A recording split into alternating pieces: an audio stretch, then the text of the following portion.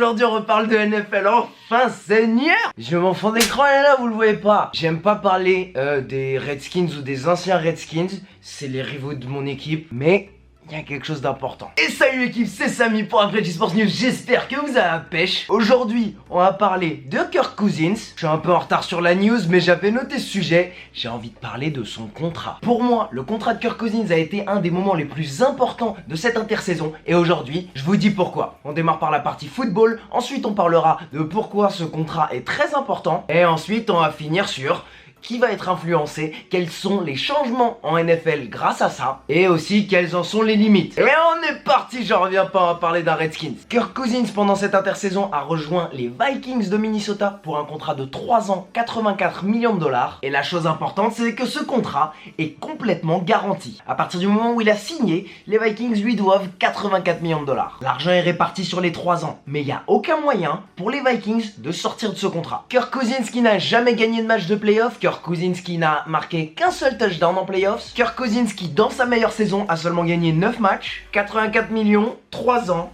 garanti complètement. Alors commençons au niveau du football. Est-ce que ça se passe bien chez les Vikings? Les Vikings passent de Case Keenum, qui n'a jamais rien prouvé avant l'année chez les Vikings, à Kirk Cousins qui a inscrit 27 et 25 touchdowns sur les 2 dernières années et qui a mené une équipe qui avait pas forcément toute la confiance en lui, qui ne lui donnait pas toutes les cartes en main pour gagner. Dans une conférence assez dure avec les champions de l'année dernière et les Cowboys qui sont toujours redoutables, va aujourd'hui dans une conférence un peu plus abordable. Il a avec lui une des 2 meilleures défenses de la ligue, une excellente ligne offensive, des jeunes coureurs, des receveurs solides, et il a un coach offensif qui est assez connu de ma part, John DeFilippo, l'ancien coach des quarterbacks des Eagles. Je pense qu'il va s'en sortir. Après, personnellement, je trouve que Kirk Cousins est plutôt bon. Je pense qu'il peut mener une équipe au Super Bowl si l'équipe est autour très très bonne. Si Nick Foles a gagné un Super Bowl, je pense que Kirk Cousins a à peu près le même niveau. C'est ça ma conclusion au niveau du football. Les Vikings, c'est plus que Kirk Cousins. Lui, c'est le glaçage sur le gâteau. Maintenant, passons à ma partie qui m'intéresse. Pourquoi ce contrat est important en NFL. Le receveur des Seahawks, Doug Baldwin, l'a fait savoir sur Twitter. Les contrats garantis, ça devrait être quelque chose de plus commun en NFL. En NBA au basket ou en MLB au baseball, les contrats garantis ne sont pas des règles. Ça n'est pas écrit dans le livre des règles. Mais c'est commun. En NFL, c'est pareil. C'est pas écrit dans les règles.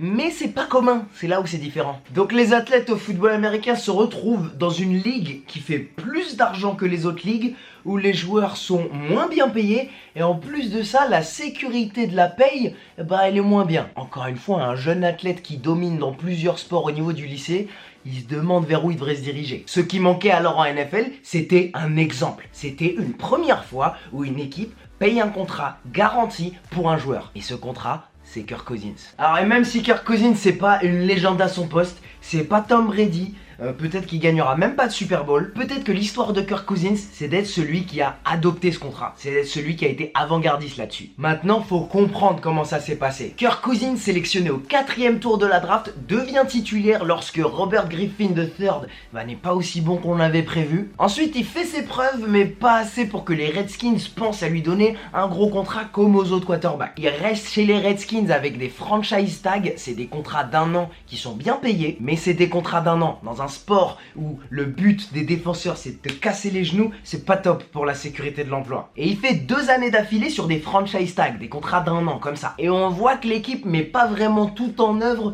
pour qu'il gagne. On sent qu'il y a du doute. C'est comme quand toi, au 3e rendez-vous avec une nana, tu l'emmènes encore au McDo. Tu doutes, t'investis pas. Leur cousin, lui, il le prend mal. Et ça se comprend. Et quand il s'est libéré de son contrat chez les Redskins, on peut supposer que les Vikings ont joué sur cette corde sensible. En lui donnant un contrat complètement garanti, ça lui montre, tiens mec, tu n'as pas été respecté par ton ancienne équipe, nous on va te donner toute notre confiance. C'est comme une nana qui sort d'une relation où il n'y avait pas de confiance. Si tu lui donnes un petit peu de confiance, bien sûr elle va se jeter à ton cou. Ou du coup je fais semblant que je connais les nanas, mais en vrai je galère comme vous, c'est chaud. Maintenant pourquoi c'est encore plus important? Un quarterback est excellent, pas comme Kirk Cousins qui lui est seulement très bon, en général, il ne devient jamais libre. Quand son contrat arrive à 2 ans de l'échéance, il renégocie avec l'équipe lui donne le contrat max qui dépasse le niveau de standard et c'est reparti. Ils sont jamais libres et ils cherchent pas cette liberté. Mais maintenant, Kirk Cousins, il propose une option, un contrat plus court, mais avec plus de flexibilité pour le joueur. Et peut-être que dans ce cas-là,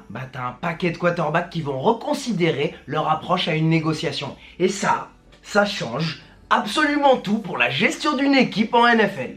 Et c'est ma prochaine partie. Je suis bon en transition aujourd'hui. C'est propre, c'est bien. Maintenant, on va parler de l'influence que ce contrat pourrait avoir sur le reste de la ligue. L'influence en particulier, c'est que les équipes, elles galèrent déjà bien assez à trouver un quarterback qui vaut quelque chose. Si une équipe se donne le mal de trouver un quarterback et ensuite doit travailler avec des contrats similaires à celui de Kirk Cousins, l'équipe est ensuite sous pression pour lui proposer du talent, pour lui apporter des joueurs, pour lui apporter des coordinateurs qui fonctionnent avec lui, pour lui montrer, on peut gagner des matchs, on peut s'entendre, mec, reste avec nous s'il te plaît. Les contrats courts, ce quarterback, s'il est pas content, il peut vite changer d'équipe. Et ça lance une autre question. Si les quarterbacks prennent moins d'années sur leur contrat, ça veut dire que plus de contrats sont signés dans la carrière d'un quarterback. Beaucoup plus de contrats sont signés chez les quarterbacks et donc le maximum s'élève beaucoup plus rapidement. En NFL aujourd'hui, un quarterback signe souvent des contrats de 5-7 ans.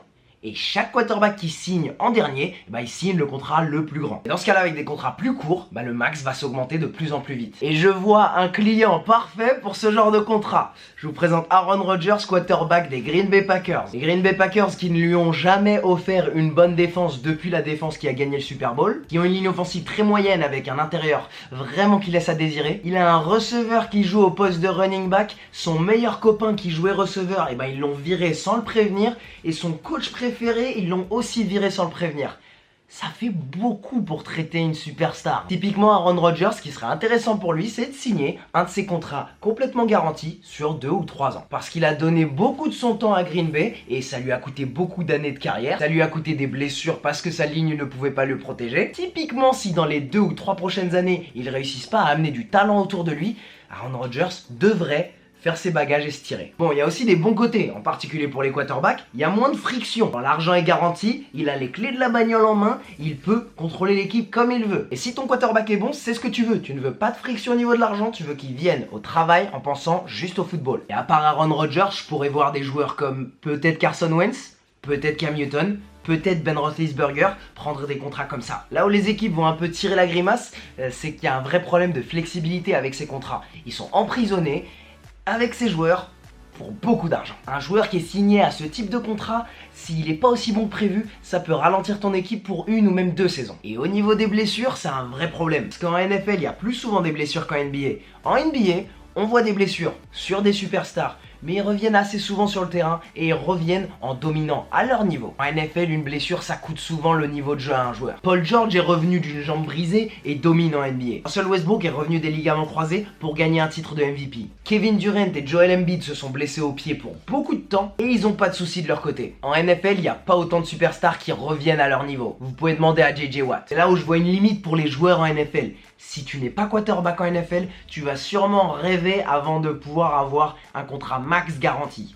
Je parle de toi, Le'Veon Bell. Parce qu'en tant que manager d'une équipe, tu peux pas donner un contrat garanti à un running back, à un joueur de ligne offensive, à un defensive back, à n'importe quelle autre position. Parce que 3 ans en NFL, c'est la carrière moyenne. Mais pour les quarterbacks, on a peut-être révolutionné leur manière de négocier des contrats. En tout cas l'équipe, c'est tout ce que j'avais à dire sur le nouveau contrat de Kirk Cousins. J'espère que cette vidéo vous a plu. Vous savez que j'aime beaucoup parler d'argent et de management dans le sport. Dites-moi en commentaire, est-ce que vous pensez qu'il mérite son argent? Est-ce que vous pensez que c'est un contrat qui va se reproduire chez d'autres joueurs? Et je vais me lancer dans la prédiction des bilans victoires-défaites en NFL. Donc dites-moi quelle équipe vous voulez que j'analyse pour le futur, pour la prochaine année. Dites-moi ce que vous voulez, je le lirai. Dans les commentaires, je vous répondrai toujours. Si vous avez une idée de vidéo, n'hésitez pas.